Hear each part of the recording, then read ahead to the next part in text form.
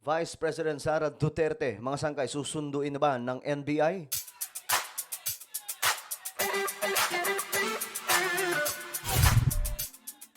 So ayun na nga mga sangkay, may bagong balita, itong NBI na nga po, meron na pong bagong update ngayon mga sangkay tungkol po sa kanilang pagpapatawag kay VP Sara Duterte. At ngayon nga mga sangkay, naku po, medyo kinakabahan si VP Sara. Todo paliwanag po ngayon ang kampo niya, lalong-lalo na po siya mga sangkay, na out of context lamang daw po ang nangyari sa kanyang sinabi na itutumba niya, ipapatumba niya po si PBBM at ang pamilya nito. Pero mga sangkay, wala, recorded yung video. Actually, kinuha na po yun ng NBI. Tinago na po yun mga sangkay na just in case buburahin, meron na pong ebidensya kung mapapatumba si PBBM.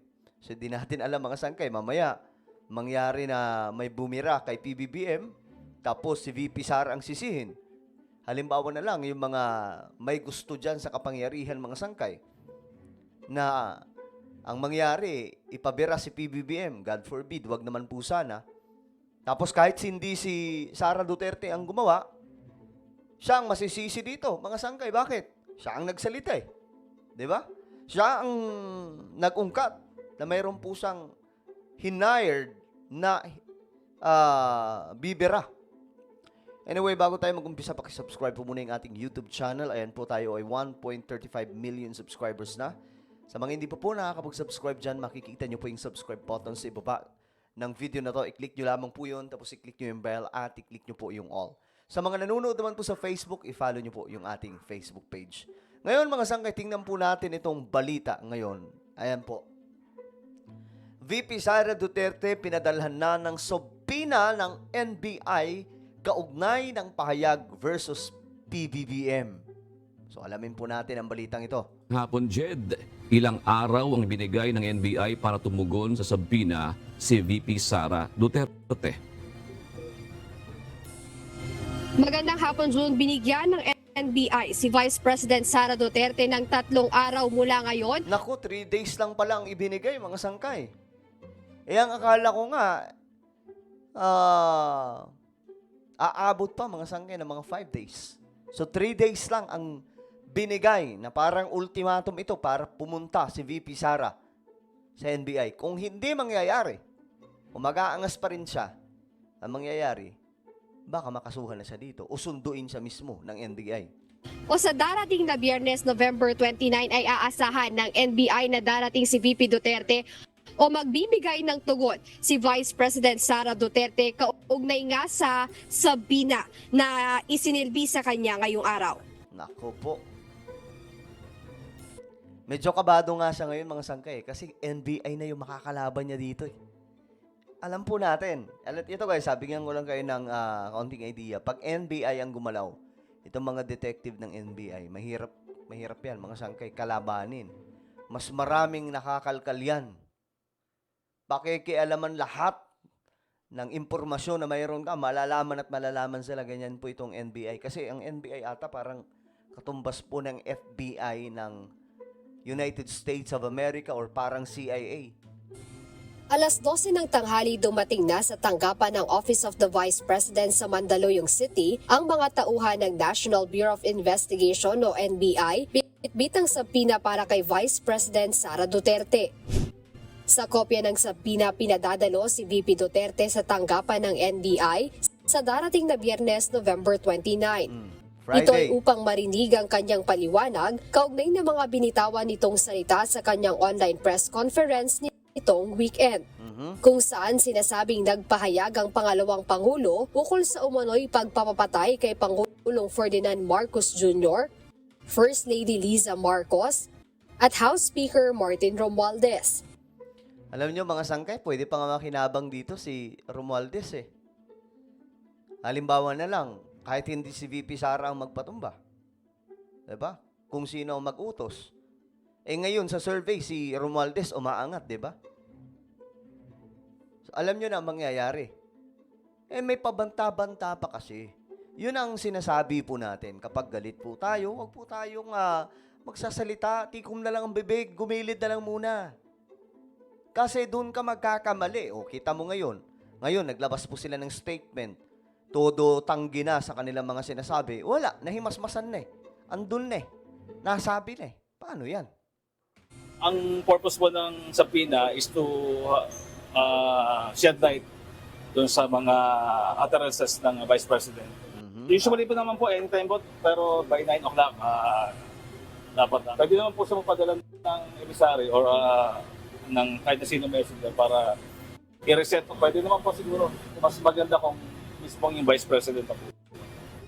Samantala, tumanggi namang magbigay ng pahayag si Vice President Sara Duterte kaugnay ng nasabing subpoena mula sa NBI. Di ba, mga sangkay? Mahirap kalaban ng NBI, guys. Sinasabi ko sa inyo. Baka mamaya kalkalin yung buong pagkatao ni VP Sara. Magkaungkat-ungkat lahat. Kasi itong NBI, kaya nga po nilang buksan kahit yung mga teleponong may mga tinatago na kahit na anong, kahit yung mga lumang telepono, yung mga cellphone, na may mga tinatago dong messages, na kahit hindi po yung tulad ngayon sa advanced na smartphone. Naku, kayang-kaya po nila yan, mga sangkay. Voice message, lahat na. Kayang-kaya po ng NBI. Eto, mag-ingat po talaga si VP Sara. Hindi nga po natin alam, baka mamaya, inahalungkat na eh. Aniya, nais din muna niya itong makita bago magsalita o magbigay ng tugon tungkol dito. I have to read the subpoena. I've not read it, so I need to write an answer. I cannot answer that because I've not read what the content of the subpoena is. So I do not know. So we'll stop about the subpoena. No, let's stop talking about DOJ and subpoena, and let's allow me to read through it, and then think, and then write an answer, and then we'll talk. Yun dapat ang kanyang ginawa. Think. Allow me to read, think, and talk. Yun ang nangyari, mga sangkay eh. Ang nangyari, nauna po yung banat eh. Nagwala muna eh. Diba? Gumawa ng eksena, ang hindi nila alam, mga sangkay, gagamitin yun sa kanila. Ngayon, naka-alerto buong AFP. Diba?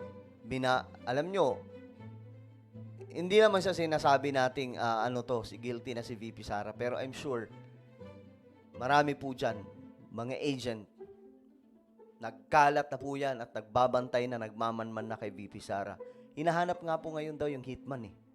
Dagdag pa ng Vice Presidente, maliciously taken out of logical context ang kanyang mga pahayag. O, diba? Pero wala na kahit anong paliwanag niya dito, mga sangkay, nasabi na ang nasabi. Naitago na ng NBI yung video. Ayon kay VP Duterte, sa kabila ng kawalan ng reliable investigation, ay kinonsidera na ito bilang isang national security concern. No, hindi na kailangan ng... Alam nyo guys, kailangan pa ba ng reliable investigation? Galing po ito sa bibig ng Vice Presidente. No need for any... Alam nyo, yung investigation na iba pa, mas malaliman na yung mga sangkay. To be followed na lang po yun. Pero kailangan na agad maging alerto ng AFP, ng buong puwersa. Kasi galing mismo sa bibig niya eh. Siya ang umamin. Ano yun? Sasabihin na naman. Lasing ako noon nung sinabi ko yun. Hindi po pwede yun. Nasabi na nga eh, di ba? Galing mismo sa bibig niya. Yan ang mahirap kapag kagalit o di kaya kapag gumagawa ng eksena na hindi alam na babalik sa kanya. Diba? Ngayon, tudo tanggi siya. Pakicheck. May sinabi ba akong assassin doon? Na. Wala naman daw sinabing assassin. Guys, ano mangyayari? Hindi ba assassin ang bibira? Ano yung kukulamin lang? Kukulamin lang ba? Diyos mio, Marimar naman. Ano sabi niya, mga sangkay? Kahit ulit-ulitin natin doon, may nakausap siya. So, anong nakausap niya? Aswang? Manananggal? Witch? Mangkukulam? Witch? Mangkukulam na rin yun eh. Diba? Natural, mga sangkay. Hindi naman tayo mga bata dito.